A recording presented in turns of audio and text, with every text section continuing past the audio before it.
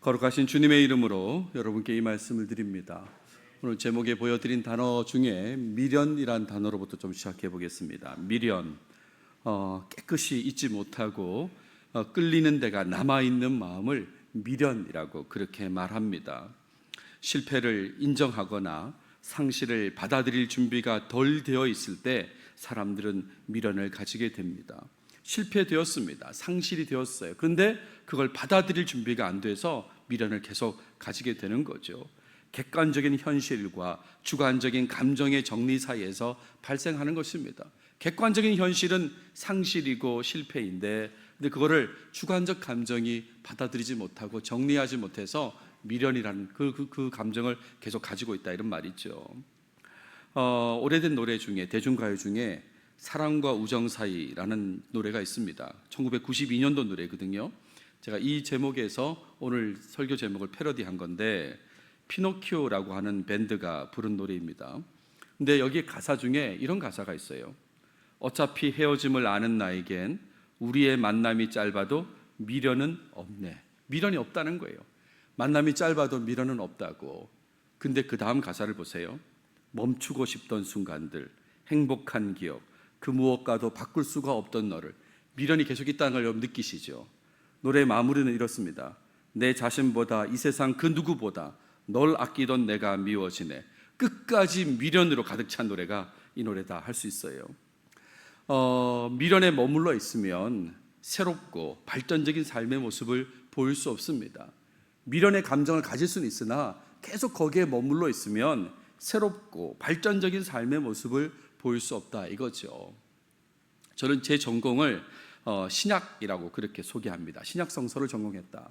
좀 더 세부적인 전공을 물으면 바울 서신 전공했다 그러지만, 더 세부적으로 물으면 파피루스 46번을 전공했다고 얘기합니다. 바울 서신 묶음인 이 파피루스 46번, 제가 여러 번 보여드렸습니다. 이런 사본입니다. 한 장이 아니고요, 코덱스, 책의 형태인데 아무튼 한 페이지를 제가 지금 보여드리는 겁니다. 이런 사본을 제가 연구를 했습니다. 근데 이 사본이 일부는 아일랜드 체스터비티 박물관에 있습니다. 또 일부는 미시간 대학, 미국에 있는 미시간 대학에 있습니다. 근데 저는 한 번도 이 원본을 본 적이 없어요. 그냥 사진으로 공부를 했거든요. 근데 제가 어느 날 애나버를 갈 일이 있었어요. 토1을 방문했습니다. 졸업하기 직전인데 청빙에 지원해서 그 애나버에 있는 교회에 최종 후보가 돼서 설교하러 토요일날 가서 주일날 설교를 하는 겁니다. 미시간 대학이 미시간 애나버에 있지 않습니까? 거기를 갔는데 제가 얘기했어요, 교인들한테. 제가 파피루스 46번을 전공했고 그 사본이 미시간 대학에 있다고. 근데 그 교회 구성원들이 대부분 학교 교직원, 학생들이기 때문에 알아보더라고요. 근데 도서관이 문 닫았습니다. 그러면서 저를 이제 안심시키는 말이 뭐냐면, 여기 교회 오셔가지고 목회하면 두고두고 보실 텐데 걱정하지 마시라고, 그렇게 저를 안심시켰어요. 그리고 이제 주일날 설교 끝나고 돌아가야 되는데, 그 동네가 눈이 많이 오거든요. 디트로이트, 애나버 눈 많이 오잖아요. 눈 때문에 그 주일날 비행기가 뜨지 못했습니다. 하는 수 없이 하루 옆에, 공항 옆에 호텔에서 자고 월요일에 비행기 탑승하게 된 거예요. 바꾼 그 비행기 티켓으로 이제 비행기 타고 뉴올리언스 오게 되는데, 지금도 조금 안타까운 건, 그때 어차피 월요일날 오는 거잖아요. 월요일날. 그러면 그 시간을 조금 더 사용해서 또 비행기 표를 다른 시간으로 바꾸면 아마 비용이 들었을 거예요. 그래서 그 비용을 좀 더 들여서 왜 미시간 대학 갔다 올 생각을 못했을까? 그 사본을 보고 왔으면 얼마나 좋았을까? 그런 생각이 드는 거죠. 그때 못 봐가지고 지금까지 못 보고 있지 않습니까? 아무튼 그런 생각이 드는 거죠. 설교를 준비하면서 내가 그때 직접 봤으면 어땠을까? 신약 성경 사본 연구에 도움이 될 업적을 남기지 않았을까? 라고 하는 그런 미련이 저한테 남아 있는 겁니다. 근데 여러분, 객관적인 현실은 공부가 더 필요하다는 거예요. 제가 이걸 모르지 않습니다. 객관적인 현실은 공부가 더 필요하다는 거예요. 미련으로 인해서 제대로 된 판단을 지금 못하고 있는 거죠. 제가 박사 논문 쓸 때 신약 성경 파피루스 사본은 125번까지 있었습니다. 근데 지금은 제가 공부를 하고 있지 않는 동안에 141번까지 있습니다. 그러니까 이것만 공부해도 한참의 양이지 않습니까? 그러니까 객관적으로는 지금 공부가 더 필요하다는 현실이 있지만, 생각으로는 그때 봤으면 나 달라졌을 텐데 이런 생각을 하고 있다 이런 말이죠. 지능과 체력도 떨어진 것도 현실인데도 불구하고 그냥 미련으로만 자꾸 생각하는 겁니다. 이 미련은 발전을 방해한다는 말씀을 지금 드리고 있습니다. 오늘 본문에는 이 미련을 버리지 못한 사람들에 대한 내용이 등장합니다. 하나님의 은혜가 펼쳐짐에도 불구하고 세상적인 것에 대한 미련을 떨쳐버리지 못한 그 안타까운 모습이 오늘 본문 가운데 나타나게 됩니다. 이런 미련을 버리고 하나님께 순종하는 길로 나아가길 바라는 그 마음으로 오늘 말씀을 살펴보겠습니다. 오늘 다룰 본문의 중간 부분을 읽어주셨어요. 오늘은 19장 12절부터 26절까지 좀 긴 본문을 다뤄보도록 하겠습니다. 본문을 보시면 오늘 본문에도 아브라함은 등장하지 않습니다. 창세기에 아브라함, 이삭, 야곱, 요셉 이야기가 흘러가는데 이 부분은 아브라함 이야기 부분이라고 하지만 지난주 본문, 오늘 본문에 역시 아브라함은 등장하지 않는 거죠. 두 천사를 통해서 하나님의 메시지가 롯에게 전달되고 그 메시지에 대해 롯과 롯의 가족의 반응이 이어서 나타나는 내용입니다. 롯과 관련된 모든 인물들이 바로 순종하지 않는 그 답답함을 느끼게 하는 내용, 정말 그런 내용이 오늘 본문의 내용입니다. 먼저 12절 13절에서 소돔에 대한 심판이 알려집니다. 두 천사가 롯에게 알려줘요. 일단은 롯에게 속한 사람들이 있지 않습니까? 친척들이 다 있을 거예요. 그들을 다 성 밖으로 이끌어내라고 그렇게 얘기합니다. 다 성 밖으로 이끌어내라. 그러면서 소돔에 대한 부르짖음이 하나님 앞에 크다고 했습니다. 소돔에 대한 부르짖음이라고 하는 것은 소돔을 원망하는 소리가 하나님 앞에 크다 이런 얘기죠. 그러면서 하나님께서 소돔을 멸하시기로 작정하셨다고 분명히 알려주세요. 분명히. 그러니까 소돔성은 심판받게 되어 있다 이런 말입니다. 빨리 피하라고요. 그랬을 때 14절에 롯의 사위들 이야기가 나옵니다. 일단 롯이 이 딸들과 결혼할 사위들, 예비 사위들한테 먼저 알려줍니다. 아마 예비 사위들은 집 밖에 사는 사람이니까 먼저 알려준 것 같아요. 메시지 그대로 전달합니다. 하나님께서 소돔을 멸하실 거다. 그러니까 이곳에서 떠나라고 그렇게 알려줍니다. 근데 그들의 반응을 보십시오. 사위들의 반응을 보세요.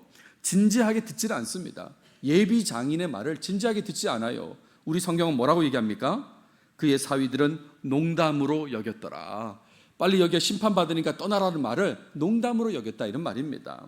자, 이런 상황에서 두 천사의 모습이 계속 나타납니다. 일단 두 천사가 재촉하는 내용이 나와요. 여기 있는 내 아내와 두 딸을 이끌어내라.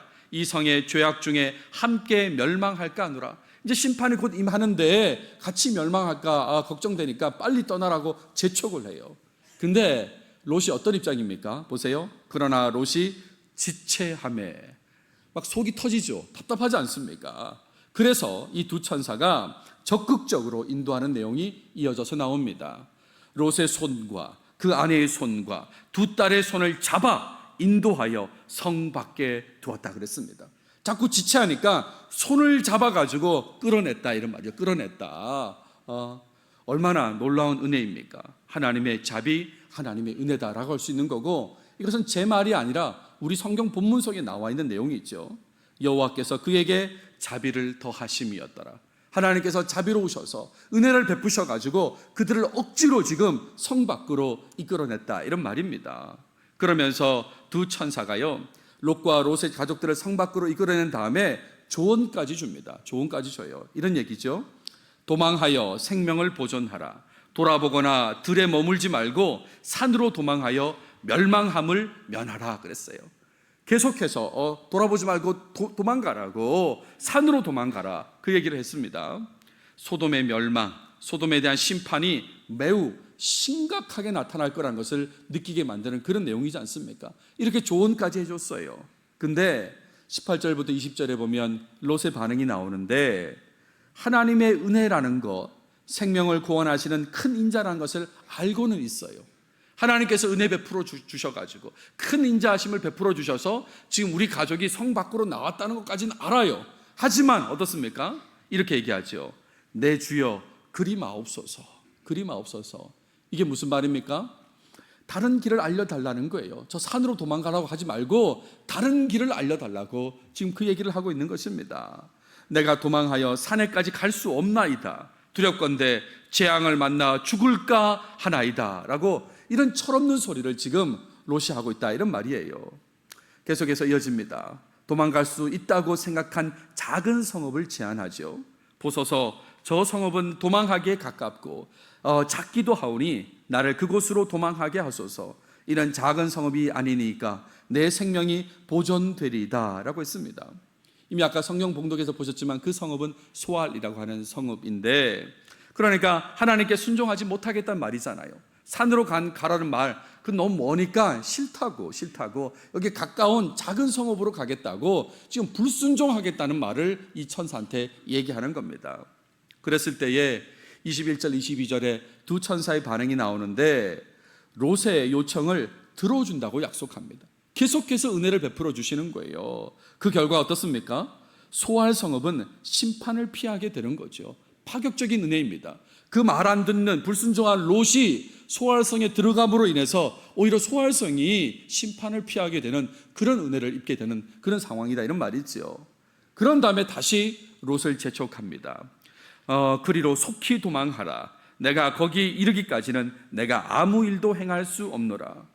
얼마나 놀라운 은혜입니까? 계속된 하나님의 자비와 은혜입니다. 너가 소알성으로 들어가야만, 그래야만 심판을 진행하겠다, 그렇게 말씀하고 있는 것이죠. 23절부터 25절까지는 소돔에 대한 심판이 진행되는 내용을 말하고 있습니다. 시간적 배경은 해가 돋을 때라고 했습니다. 이 시간적 배경이란 건 롯이 소알 성읍에 들어간 때를 말하는 거죠. 지금 밤에 상황이 벌어졌고 지금 이제 결국 소알 성에 들어갔을 때는 해가 돋을 때입니다. 롯과 롯의 가족은 소알 성읍에 들어갔습니다. 그리고 이제 본격적인 심판이 진행되는데 유황과 불이 비같이 내렸다고 그랬어요. 유황과 그 불이 비같이 내렸어요. 여러분, 이게 상상이 되십니까? 그림으로 보여드리면 이런 그림이 있습니다. 유황과 불이 막 비같이 내리는 거예요. 이런 그림도 있습니다. 여기서 견딜 수 있을까요? 견딜 수 있을까? 그래서 본문은 얘기합니다. 그 성들과 온 들과 성에 거주하는 모든 백성과 땅에 난 것을 다 엎어 멸하셨다라고, 그 유황과 불이 비같이 내리면서 다 멸하셨다고 그렇게 얘기하는 거죠. 매우 무서운 심판의 상황이다, 이런 말입니다. 근데요, 마지막 26절 보세요. 롯의 아내의 반응이 나오는데 말씀에 순종하지 않는 그 모습을 보여줍니다. 롯의 아내는 뒤를 돌아보았으므로 소금 기둥이 되었더라. 소금 기둥이 되었더라. 앞서 17절에서 뭐라고 얘기했습니까? 천사가 얘기합니다. 도망하여 생명을 보존하라. 돌아보거나 들에 머물지 말고 라고 했잖아요. 돌아보지 말라고, 들에 머물지도 말고 계속 앞으로 가라고 그 얘기를 했는데 결국 뒤를 돌아보다가 소금 기둥이 되었다, 죽었다, 이런 말이지 않습니까? 하나님 말씀에 순종하지 않는 결과가 이런 모습이다라는 것을 보여주는 게 오늘 본문의 마지막 절입니다. 오늘 본문은 롯과 롯의 가족의 불순종의 모습을 보여주는 그런 내용이다라고 하겠습니다. 하나님께서 은혜를 베푸셨음에도 불구하고 계속해서 불순종하는 모습을 보이는 사람들이 바로 롯과 롯의 가족입니다. 어떤 은혜를 주셨습니까? 심판 소식과 함께 피신하라고 먼저 알려주지 않습니까? 소돔성에 사람들이 많았을 거예요. 근데 롯과 롯의 가족에게는 알려주지 않습니까? 이런 은혜를 주셨어요. 또 지체하지 말라고 재촉까지 해주십니다. 지체하지 말라고, 서두르라고. 그래도 안 되니까 어떻게 합니까? 적극적으로 손을 잡고 이끌어내는 그런 은혜를 주셨다, 이런 말입니다.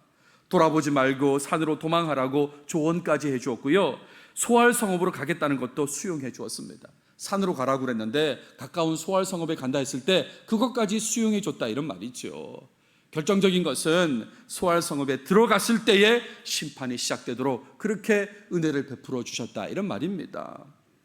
이런 은혜, 하나님의 은혜를 받은 롯인데, 그리고 사실 지난 시간에 본문까지 고려하면 인간적인 방법을 사용하려고 했던 부분도 있지 않습니까? 그렇죠?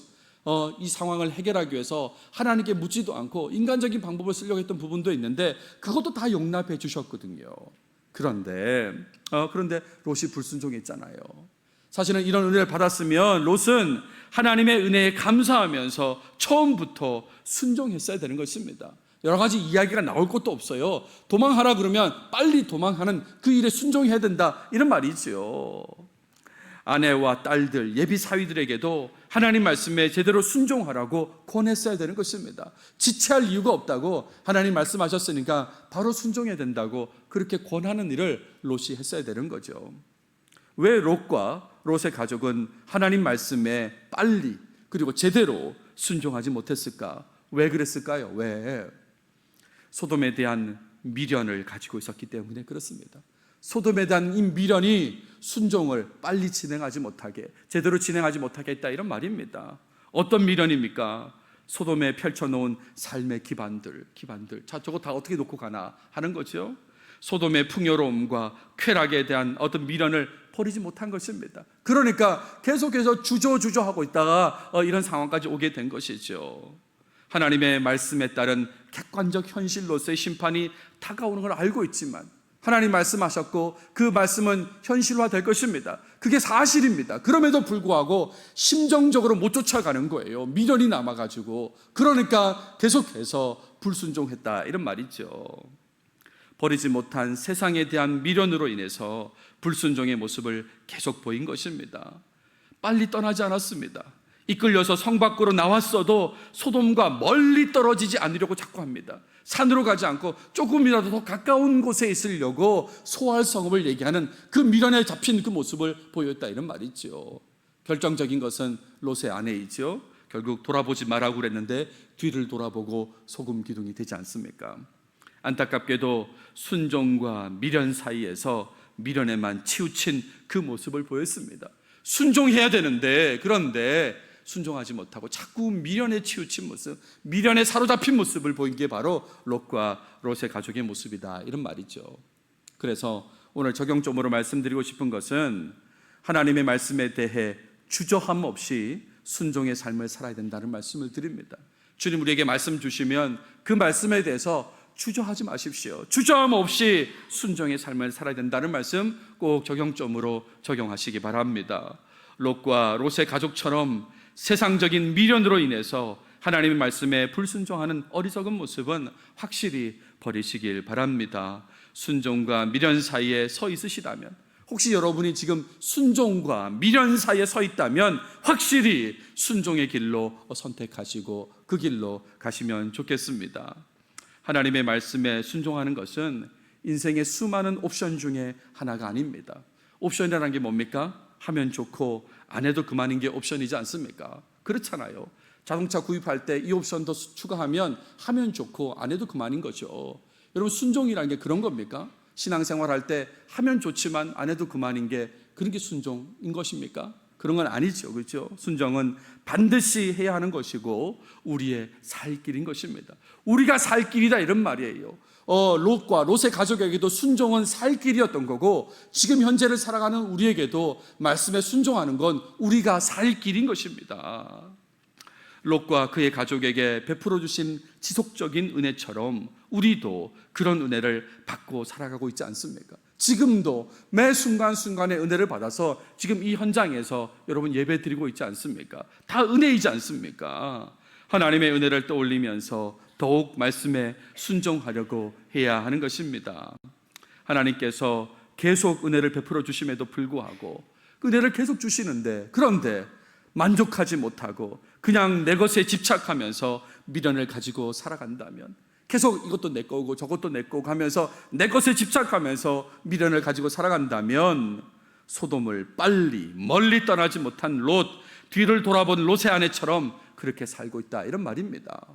나는 롯하고는 달라, 나는 롯의 아내하고는 달라 라고 할지 몰라도 실제 삶은 미련에 집착해서 말씀에 순종하지 못하는 모습을 보인다면 똑같다, 이런 말입니다. 그 모습이 곧 롯의 모습이고 롯의 아내의 모습이다, 이런 말이죠.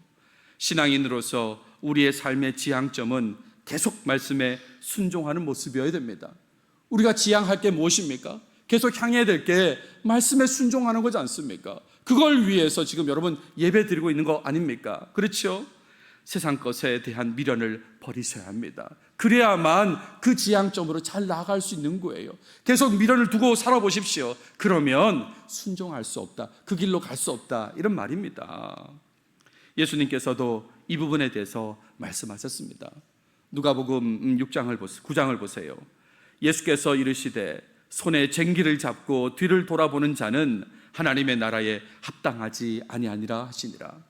그렇죠. 무슨 말인지 다 아시죠? 그렇죠?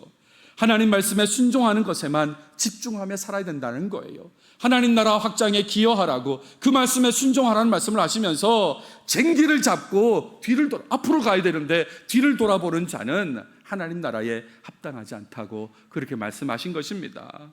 세상에 미련을 두고 세상을 사랑하는 그걸 멈춰야 된다, 이런 말입니다. 그거 멈춰야만, 미련으로부터 떠나야만, 그래야만 순종할 수 있다, 이런 얘기죠. 지난주 중에 있었던 저 개인적인 일을 좀 얘기하고 싶습니다. 우리 교인 중에 우리 박배열 집사님께서 경찰 유족회와 관련된 일을 하시는 것 같은데 저한테 몇 번 말씀해 주셨어요. 경찰 공무원도 근속하면 국립묘지 갈 수 있다는 말씀을 몇 번 하셨거든요. 그래서 제가 기사를 찾았어요. 찾았더니 벌써 2월달 기사더라고요. 30년 이상 재직한 경찰 소방관도 국립묘지 안장 자격이 있다는 거예요. 그러면서 내년 2월에 시행된다는 겁니다. 국회에서 법이 통과됐고, 그리고 국무회의에서 이렇게 시행을 통과해서 내년 2월, 2025년 2월부터는 이게 시행된다는 겁니다. 현재 군인들은 20년 이상 근무하면 국립묘지를 가게 되거든요. 그래서 저희 장인 장모님께서 나중에 국립묘지 가실 거다, 저는 이제 그렇게 알고 있는데 30년 이상 재직한 경찰 소방관도 갈 수 있다는 거 아닙니까? 이게 통과됐다는 거예요. 근데 이제 이 소식을 접하고 나서, 확인하고 나서 걱정이 생겼어요. 어떤 걱정이냐면, 제가 분명히 우리 부모님으로부터 30년 재직했다는 얘기를 제가 들었는데 혹시라도 이게 조금 못 미치지 않을까? 아니나 다를까 제 아내가 그랬거든요. 몇 달 모지라는 거 아닐까? 왜냐하면 그래도 30년 했다고 말할 수 있지 않습니까? 29년 8개월 해도 30년 했다고 이렇게 말할 수 있기 때문에, 야, 이거 몇 달 모자라면 정말 속상할 텐데, 그런 생각으로 이 30년을 확인하는 거예요. 확인. 제 동생이 중학교 행정실장인데 그 중학교 바로 옆이 울산경찰청이에요. 바로 옆이에요. 그래서 제가 좀 확인 좀 해보라고 그랬거든요.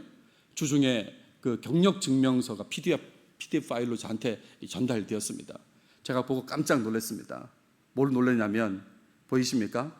30년 4개월 된 거예요. 30년 4개월. 야, 반올림으로 30년 얘기하신 게 아니라 이게 넘어가지고 초과돼서 30년이라고 하신 거구나. 30년 4개월 보고 내가 이거 얼마나 좋아했는지 몰라요. 진짜 30년 하셨구나, 제대로 하셨구나. 그래가지고 국립묘지 간다고 제가 6월 6일 날 새벽 예배 마치고 울산에 갔어요. 어머니 추도 예배 때문에 갔는데 제가 동생들한테 얘기했거든요. 자세한 얘기는 가서 만나서 얘기하자. 어디 국립묘지로 갈지 선택하자. 우리가 서울이나 대전이나 선택하자고 이렇게 이제 다 얘기하고 준비하는데, 혼자 어떤 생각을 했냐면, 내년 2월 시행이면 언제부터 신청할 수 있을까? 나 1번으로 하고 싶은데, 이런 생각이 드는 거예요. 2월부터 시행이면 미리 신청을 받아서 심사할 거고, 그리고 2월부터 시행할 거 아닙니까? 그래서 언제부터 신청할 수 있지를 국가보훈부에 제가 전화를 했습니다. 그래서 이런 사정이고 알게 됐는데 언제부터 신청하면 됩니까? 라고 했더니 정말 생각지도 못한 얘기를 듣게 됐어요. 그건 뭐냐면, 내년 2월 시행 이후의 사망자만 대상이라는 거예요. 그러니까 내년 2월에 시행되는데 2월 시행되고 나서 사망한 사람 중에 30년 이상 근속한 사람만 해당이 된다는 거예요. 여러분들은 남의 일이라 웃으시기도 하고 이렇게 하시지만 너무 허탈한 거예요. 너무 이게 뭘까? 그냥 해주면 안 되나? 그냥 국가를 위해서 30년 일한 거에 대해서 그냥 해주면 안 되나? 이런 생각이 드는 거예요. 그러면서 제가 이 설교를 준비하는데 제 속에 어떤 마음이 들겠습니까? 아, 여전히 세상에 미련을 두고 있구나. 국립묘지가 뭐라고, 내가 이렇게 세상에 미련을 두고 있나. 상황이 바뀐 건 하나도 없는데 될 뻔했다는 것만으로 내가 지금 거기에 너무 미련이 둬서, 아니 그 조금 법을 조금만 바꾸면 안 되나? 이런 생각을 계속 하게 됐다, 이런 말이죠. 매 순간 은혜를 주시는 그 하나님을 기억하지 못하고 서운해했던 부끄러운 모습이다. 제가 지금 그 말씀을 드리고 있는 겁니다. 상황이 바뀌지 않았어요. 하나님 지금까지 제가 살도록 계속해서 매 순간 은혜를 계속해서 주고 계셨는데, 그런데 그 하나님을 기억하지 못하고 이 부분이 서운하다고, 허탈하다고 제가 그렇게 말했다, 이런 말입니다. 손해를 보는 부분이 있다고 해도, 저는 지금 손해본 부분이 없습니다. 근데 손해를 보는 부분이 있다고 해도 하나님의 은혜로 살아가고 있음에 만족하면서 더욱 하나님 말씀에 순종하려고 했어야 됐는데, 손해를 봐도 하나님 은혜 때문에 순종하려고 해야 되는데 손해본 것도 없으면서 서운하다고 미련에 빠져가지고 그래가지고 순종하지 못한 모습을 보였다. 이게 참 안타깝다, 이런 말입니다. 세상에 미련을 둘 때에 롯의 아내는 소금 기둥이 된 것을 기억하시면서 한 말씀이라도 더 순종하려고 하시길 바랍니다. 지금도 은혜 주시지 않습니까? 그러니까 그 은혜 생각하면서 더 순종하려고 해야 되는 거죠. 울산시와 경주시가 다툰 적이 있습니다. 서로 다툰 적이 있어요. 뭐 때문에 다투냐면 이 돌 때문에 그렇습니다. 이 돌이 뭐냐면 박재상 망부석이라고 하는 돌입니다. 이 박재상 망부석 뭐 아시는 분 다 아실 거예요. 일단은 이게 울산시 울주군 두동면하고 경주시 외동읍 경계에 있어요. 그러니까 서로 각 시가 우리 거라고 그렇게 이제 경쟁하고 다투고 그랬었는데 누가 이겼을까요? 경주 출신들 죄송합니다만 울산이 이겨가지고 그래서 울산시 기념물 제1호가 되어 있거든요. 근데 이 관련된 이야기들도 다 아실 겁니다.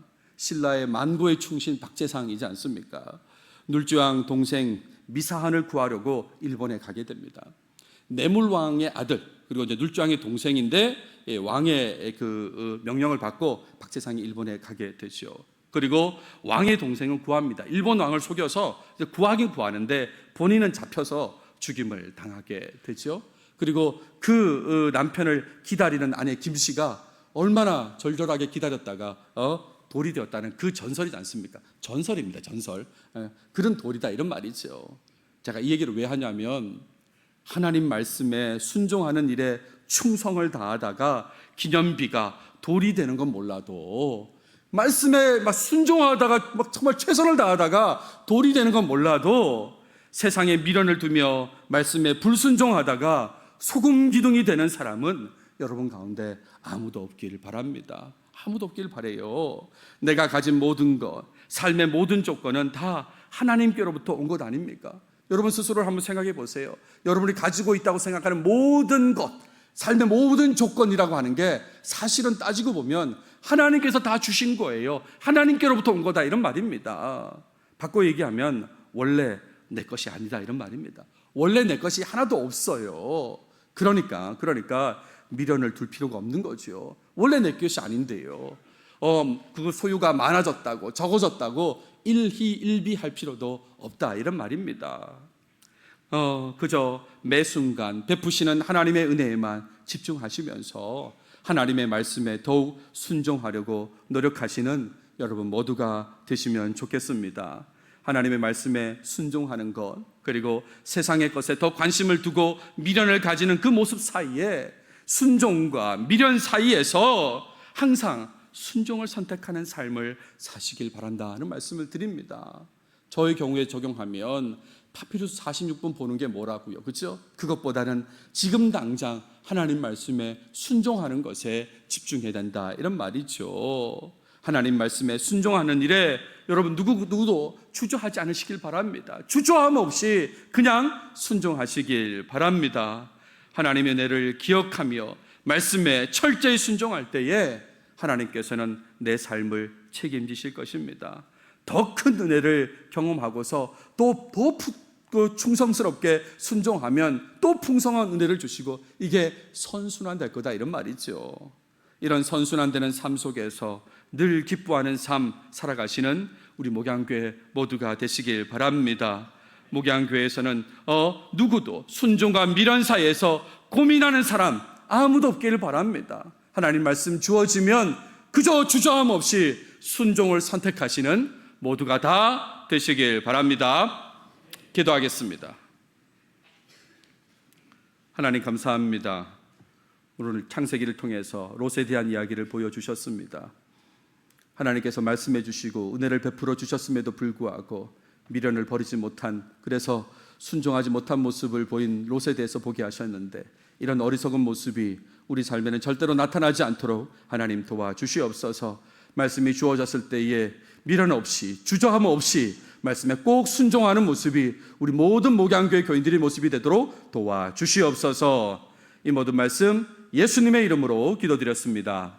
아멘.